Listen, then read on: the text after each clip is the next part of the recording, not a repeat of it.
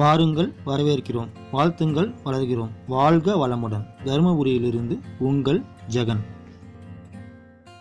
இந்த வீடியோ பார்த்தீங்கன்னா பிகினர்ஸுக்கான வீடியோ தான். இருக்கக்கூடிய ஒரு சின்ன பீஸை வச்சு ப்ளவுஸுக்கு ஒரு நெக் டிசைன் வந்து எப்படி உருவாக்குறது அப்படின்றத நம்ம வந்து பார்க்க போகிறோம். இனி வரக்கூடிய எல்லா வீடியோஸுமே வந்து பார்த்திங்கன்னா பிகினர்ஸுக்கான வீடியோஸ் தான். அதாவது ஒரு டிசைன் ப்ளவுஸ் வந்து எப்படி உருவாக்கணும், சின்ன சின்ன நெக் டிசைனாக வந்து நம்ம ஆரம்பித்து நம்ம கிராண்டாக இருக்கக்கூடிய நெக் டிசைன் வரைக்கும் நம்ம வந்து தொடர்ச்சியாக வந்து வீடியோஸ் வந்து போட போகிறோம். இது வந்து பார்த்திங்கன்னா ஃபஸ்ட்டு மாடல், வெரி சிம்பிளான மாடல். இந்த வீடியோ பார்த்திங்கன்னா மாடல் 1லேருந்து ஆரம்பிக்கிறேன். இனி வரக்கூடிய எல்லா வீடியோஸுமே வந்து பார்த்திங்கன்னா மாடல் 1 மாடல் 2ன்னு வந்து மேல் பக்கம் அந்த இமேஜஸில் வந்து இருக்கும். அதை பார்த்து நீங்கள் வந்து அடுத்தடுத்த வீடியோ வந்து நீங்கள் வந்து தொடர்ந்து பார்க்கலாம். ஃபஸ்ட்டு வீடியோன்றதுனால ரொம்ப சிம்பிளாக வந்து சொல்லிக் கொடுக்குறேன். இப்போ இது வந்து பார்த்திங்கன்னா சாதா ப்ளவுஸ். கீழ்ப்பக்கம் மடித்து நான் வந்து தையல் போட்டுட்டேன், கழுத்து மட்டும் நான் வந்து கட் பண்ணல. இதே லைனிங் ப்ளவுஸாக இருந்தால் நீங்கள் லைனிங் துணி ஜாயின் பண்ணி கீழ்ப்பக்கம் மடித்து தையல் போட்டு சுற்றிலும் தையல் போட்டு இதே மாதிரி வந்து ரெடி பண்ணி வச்சுக்கோங்க. அடுத்து வந்து பார்த்திங்கன்னா இதை வந்து நம்ம வந்து ரெண்டாக மடிச்சுக்கணும். மடிச்சுக்கிட்டு வந்து பார்த்திங்கன்னா கழுத்தினுடைய அகலமும் கழுத்தினுடைய இறக்கமும் நம்ம வந்து தேவையாக இருக்கக்கூடிய அளவுக்கு வந்து நம்ம வந்து மார்க் பண்ணிக்கணும். இதுக்கு வந்து பார்த்திங்கன்னா நான் வந்து கழுத்தினுடைய அகலம் வந்து பார்த்திங்கன்னா 2.5 இன்ச்சு மார்க் பண்ணியிருக்கிறேன். கழுத்தினுடைய இறக்கம் வந்து பார்த்திங்கன்னா 8.5 இன்ச்சு நான் வந்து மார்க் பண்ணியிருக்கிறேன். சிம்பிளான மாடல் தான். இப்போ பார்த்தீங்கன்னா அதாவது கழுத்தோட பாதி இறக்கத்தில் இருந்து நம்ம கீழ்ப்பக்கம் அந்த சென்ட்ரு வரைக்கும் பார்த்தீங்கன்னா அப்படியே வந்து ஒரு ரவுண்ட் ஷேப் மாதிரி நம்ம வந்து வரைகிறோம். இதை நம்ம இப்போ கட் பண்ணிக்கலாம்.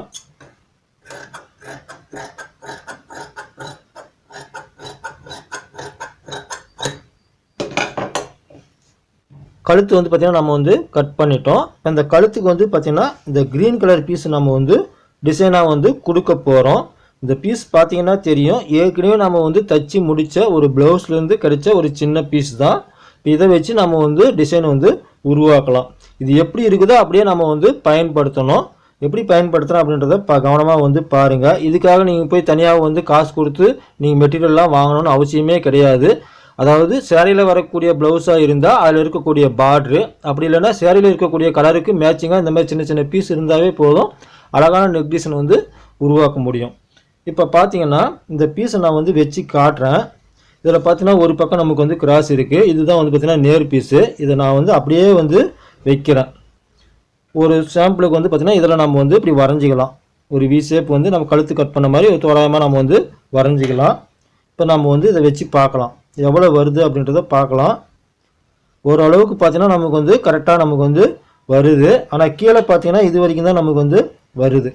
அடியில் இருக்கக்கூடிய பீஸ் வந்து பார்த்திங்கன்னா இது வரைக்கும் தான் இருக்குது. இதுக்கு கீழே நம்ம வந்து ஜாயிண்ட் போடணும். அப்படி இல்லை இதை கொஞ்சம் நம்ம மேலே ஏற்றி வச்சிங்கன்னா நமக்கு வந்து மேலே வந்து ஜாயிண்ட் வரும். இந்த இடத்துல பார்த்திங்கன்னா 2 ஜாயிண்ட் போடணும். கீழே இறக்கி வச்சிங்கன்னா ஒரே ஒரு ஜாயிண்ட் போட்டால் போதும். அப்போ இந்த பீஸை வந்து நம்மளால் வந்து கழுத்துக்கு வந்து கொடுக்க முடியும். அதேமாதிரி பார்த்திங்கன்னா சைடில் பார்த்தீங்கன்னாலும் பாருங்கள், இந்த இடத்துல இது வரைக்கும் இருக்குது, இந்த இடத்துலையும் பார்த்தீங்கன்னா இது வரைக்கும் இருக்குது. அப்போ அந்த கழுத்துடைய அகலத்துக்கு வந்து பார்த்திங்கன்னா நமக்கு இந்த பீஸ் வந்து கரெக்டாக வந்து அமையுது.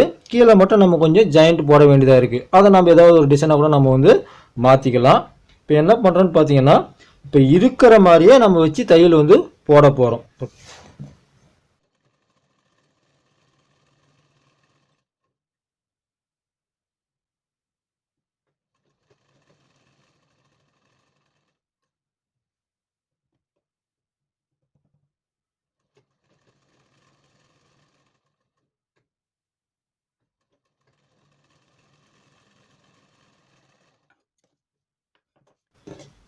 இப்போ நம்ம கழுத்துக்கு வந்து தையல் வந்து போட்டுட்டோம்.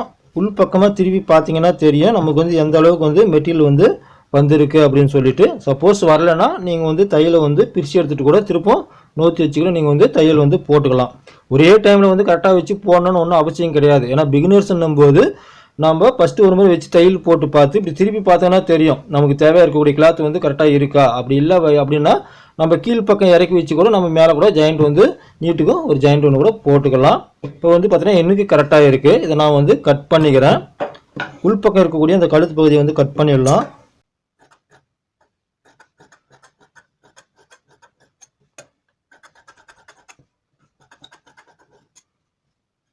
இப்போ இந்த ரவுண்ட் ஷேப் திரும்புறதுக்காக இந்த ரவுண்ட் ஷேப் வரக்கூடிய தாளை வந்து பார்த்திங்கன்னா நம்ம வந்து கட் பண்ணி விடணும். அதனால் பார்த்திங்கன்னா ஒரு 3-4 தாளை வந்து மார்க் பண்ணி விட மாதிரி இங்கெல்லாம் வந்து நம்ம வந்து பார்த்திங்கன்னா கட் பண்ணி விடணும். அதே பார்த்திங்கன்னா சென்டர்லேயும் நம்ம வந்து கட் பண்ணி விடணும். அப்போ தான் பார்த்திங்கன்னா அந்த வி ஷேப் வந்து கரெக்டாக வந்து திரும்பும்.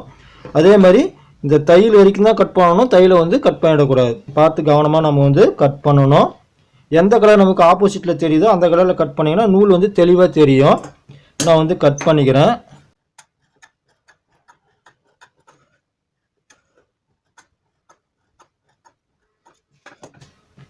இப்போ நம்ம வந்து கட் பண்ணிட்டோம். அடுத்து வந்து பார்த்தீங்கன்னா இந்த கழுத்தினுடைய உள்பக்கம் போட்ட தையல் வந்து பார்த்தீங்கன்னா ஒரே நேராக வந்து போடணும். இது போட்ட தையல் ஏதாவது பெண்டு இருந்துச்சுன்னா நீங்கள் வந்து இன்னொரு தையல் கூட உள்பக்கம் வந்து கரெக்டாக வந்து போட்டுக்கணும். இப்போ எனக்கு வந்து பார்த்தீங்கன்னா ஃபஸ்ட்டு தையலே வந்து கரெக்டாக இருக்குது. அடுத்து என்ன பண்ணுறேன்னு பார்த்தீங்கன்னா இந்த எக்ஸ்ட்ரா கொடுத்த கிளாத்தை வந்து ஓப்பன் பண்ணுறேன். ஓப்பன் பண்ணிவிட்டு இந்த ஜாயிண்ட்டை வந்து பார்த்தீங்கன்னா ப்ளவுஸ் பக்கம் நான் வந்து திருப்பி விட்றேன். நல்லா பாருங்கள், இந்த ஜாயிண்ட்டை ப்ளவுஸ் பக்கம் திருப்பி விட்றேன். திருப்பி விட்டுட்டு ப்ளவுஸ் கழுத்து ஓரமாக வந்து தையல் வந்து போடுறேன். ஜாயிண்ட் எந்த பக்கம் இருக்குதோ அந்த பக்கம் நம்ம வந்து தையல் வந்து போடணும். இது வந்து பார்த்தீங்கன்னா ஃபினிஷிங் தையல்னு சொல்லுவாங்க. அப்போ தான் பார்த்தீங்கன்னா அந்த மேல் பக்கம் நமக்கு வந்து இந்த கழுத்து ஷேப் வந்து நமக்கு கரெக்டாக வரும்.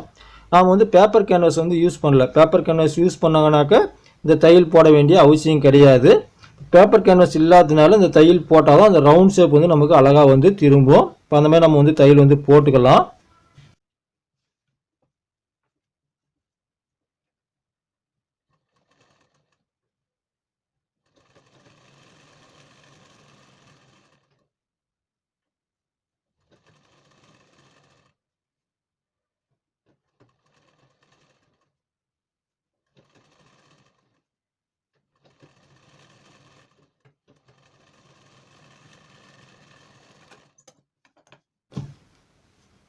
தையல் வந்து போட்டிருக்கோம் பாருங்கள். இந்த ஜாயிண்ட் எல்லாமே ஒரே பக்கமாக இருக்குது.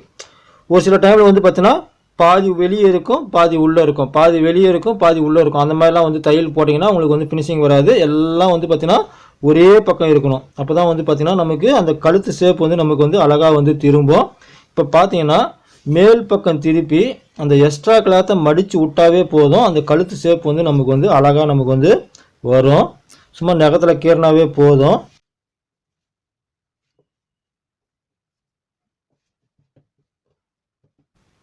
கழுத்து வந்து பார்த்திங்கன்னா நம்ம வந்து திருப்பிட்டோம். பார்த்தீங்கன்னா தெரியும், கொஞ்சம் கூட எங்கேயும் வந்து பெண்டு இல்லாமல் அழகாக நமக்கு வந்து திரும்பி இருக்குது. அதுக்கு காரணம் பார்த்திங்கன்னா ஃபஸ்ட்டு போட்ட அந்த உள்பக்கம் போட்ட தையலும் கரெக்டாக போட்டிருக்கிறோம், மேலே போட்ட அந்த ஃபினிஷிங் தையலும் கரெக்டாக போட்டிருக்கிறோம். அப்படி போட்டாங்கன்னா அந்த கழுத்து வந்து கரெக்டாக வரும்.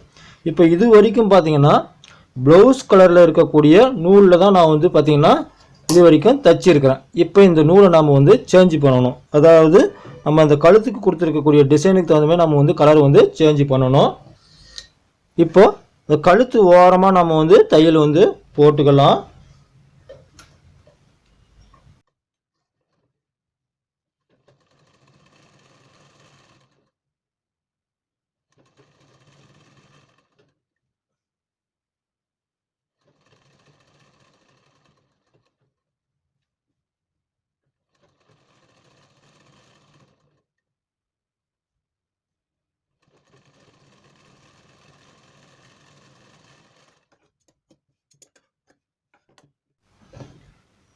கழுத்துக்கு தையல் போட்டு முடிச்சிட்டோம். அடுத்து வந்து பார்த்திங்கன்னா இதை நம்ம வந்து கட் பண்ணி எடுக்கணும். நமக்கு வந்து எவ்வளோ அகலம் தேவையோ அந்தளவுக்கு நம்ம வந்து கட் பண்ணி எடுக்கணும். இப்போ இந்த பீஸில் பார்த்திங்கன்னா இங்கே தான் ரொம்ப சின்னதாக இருக்குது. இதே அகலத்துக்கு நம்ம வந்து ஃபுல்லாக வந்து கட் பண்ணிக்கலாம்.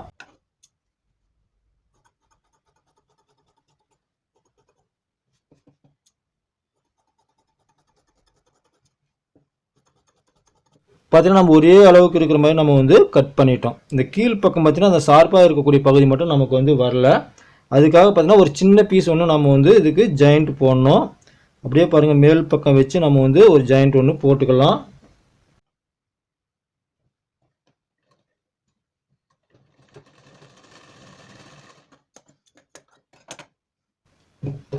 மேல் பக்கம் பீஸ் வச்சு ஒரு தையல் ஒன்று போட்டோம். இப்போ அப்படியே நம்ம கீழ் பக்கம் இறக்கும்போது பார்த்தீங்கன்னா இந்த ஜாயிண்ட் வந்து நமக்கு உள்பக்கமாக போயிடும்.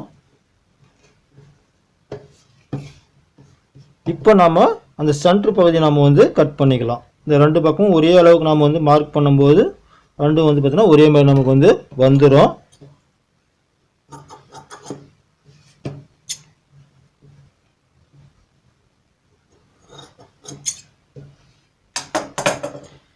நீங்கள் நினைக்கலாம், சார் இந்த இடத்துல ஜாயிண்ட் போட்டிருக்கீங்களே, இது பார்க்குறதுக்கு அசிங்கமாக தெரியாதா அப்படின்ற மாதிரி கூட நீங்கள் நினைக்கலாம். இதையும் நம்ம வந்து டிசைனாக நம்ம வந்து மாற்ற முடியும். அதையும் நம்ம வந்து பார்க்கலாம். இப்போ நமக்கு வந்து பார்த்திங்கன்னா அந்த சென்ட்ரு பகுதி மட்டும் நமக்கு வந்து கரெக்டாக வரணும். அதுக்காக தான் நம்ம வந்து இதை வச்சு நம்ம வந்து ஜாயின் பண்ணோம். இப்போ வந்து பார்த்திங்கன்னா கழுத்துக்கு வந்து நம்ம வந்து தையல் போடணும். எப்படி போடுறோம் அப்படின்றத பாருங்கள். எப்பவுமே வந்து பார்த்திங்கன்னா இந்த மாதிரி போடும்போது நான் வந்து சென்டரில் இருந்து தான் தையல் வந்து போடுவேன்.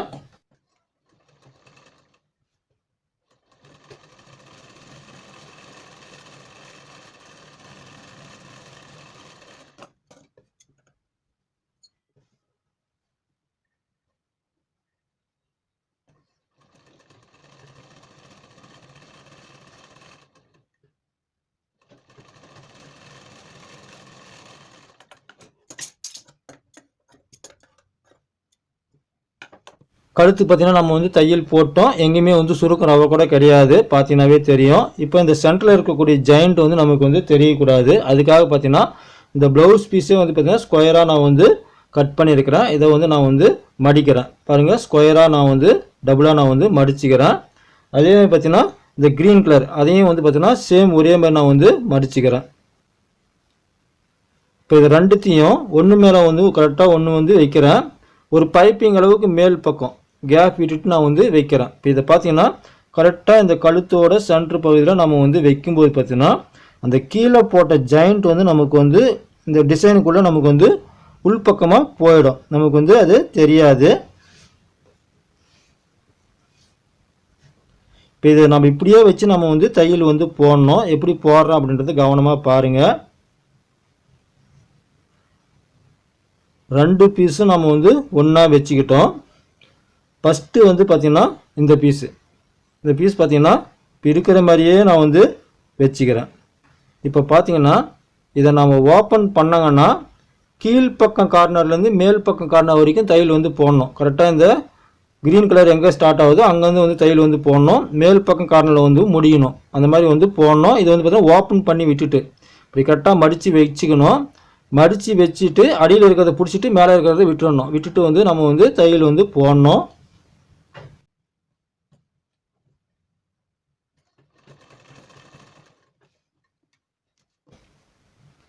பார்த்தீங்கன்னா தெரியும், தையல் வந்து போட்டிருக்கிறேன். இப்போது திரும்ப நம்ம வந்து மடிச்சுக்கலாம். இந்த மாதிரி மடிக்கும்போது பார்த்தீங்கன்னா நமக்கு இந்த கார்னர் பகுதியில் நம்ம வந்து ஊசியில் நூல் போட்டு டாக்கா அடிக்க வேண்டிய அவசியம் கிடையாது. இது பார்த்தீங்கன்னா ரெண்டு பக்கம் நமக்கு வந்து கரெக்டாக வந்து மேல் பக்கம் கார்னர் வரைக்கும் நம்ம வந்து கரெக்டாக வந்து பிடிச்சிக்கும். அதுக்காக தான் அப்படி தையல் போடுறோம். அடுத்து வந்து பார்த்தீங்கன்னா இந்த க்ரீன் கலர் அதையும் மடித்து சேம் அதே மாதிரி வந்து தையல் வந்து நம்ம போடலாம்.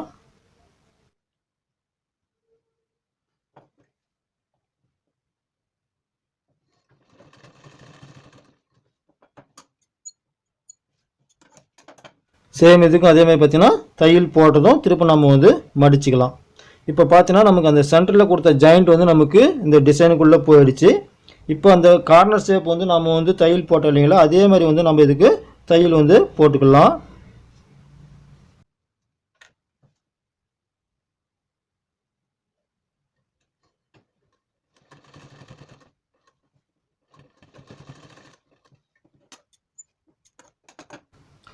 தையல் போட்டுட்டோம். இப்போ பார்த்தீங்கன்னா எக்ஸ்ட்ரா இருக்கக்கூடிய கிளாத்தை வந்து நம்ம வந்து கட் பண்ணிடலாம். இது அடிப்பக்கம் திருப்பி நம்ம வந்து மிச்சம் இருக்கிற கிளாத்தை வந்து நம்ம வந்து கட் பண்ணுறதுக்கு சௌகரியமாக இருக்கும்.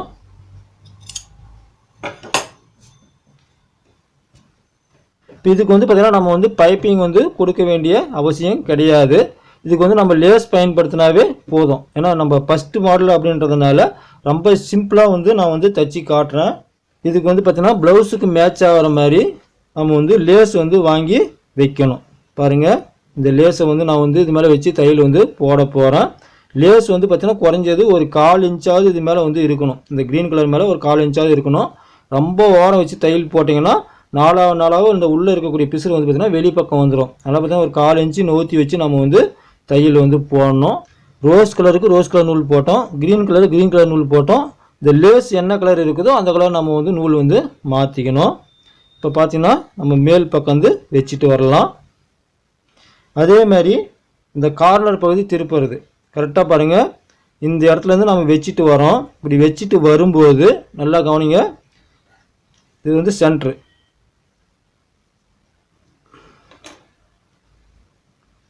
இந்த மாதிரி வச்சுட்டு வரும்போது இந்த கீழ்ப்பக்கம் மார்க் இருக்குது பார்த்தீங்களா, அந்த கீழ்ப்பக்கம் மார்க்கில் கரெக்டாக நம்ம வந்து இப்படி ஆப்போசிட்டில் வந்து மடிக்கணும்.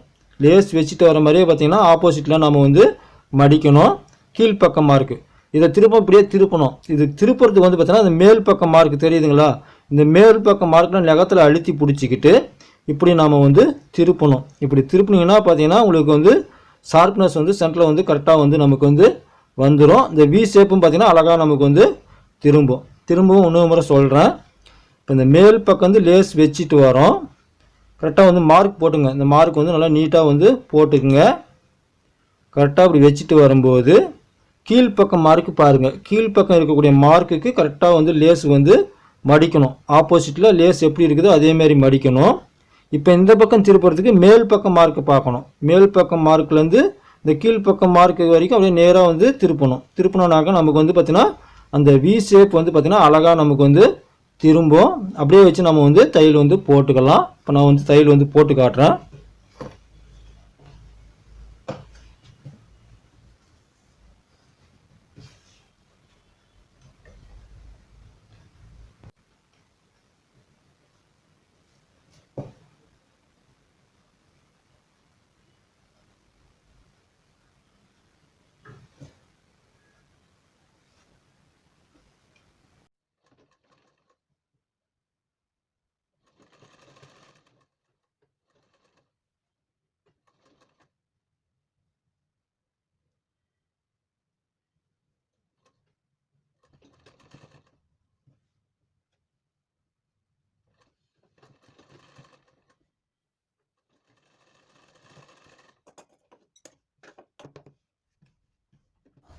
கழுத்துக்கு நாம் வந்து லேஸ் வந்து கம்ப்ளீட் பண்ணிட்டோம். சும்மா ஒரு தையல் தான் போட்டிருக்கிறேன். லேஸுக்கு வந்து பார்த்தீங்கன்னா 2 தையல் வந்து போடணும். ரொம்ப லேஸ் வந்து அகலமாக இருந்தால் சென்டரில் ஒரு தையல் வந்து போடணும். நான் வந்து பார்த்தீங்கன்னா சென்டரில் மட்டும் தையல் வந்து போட்டிருக்கிறேன். 2 பக்கம் தையல் வந்து போடணும்.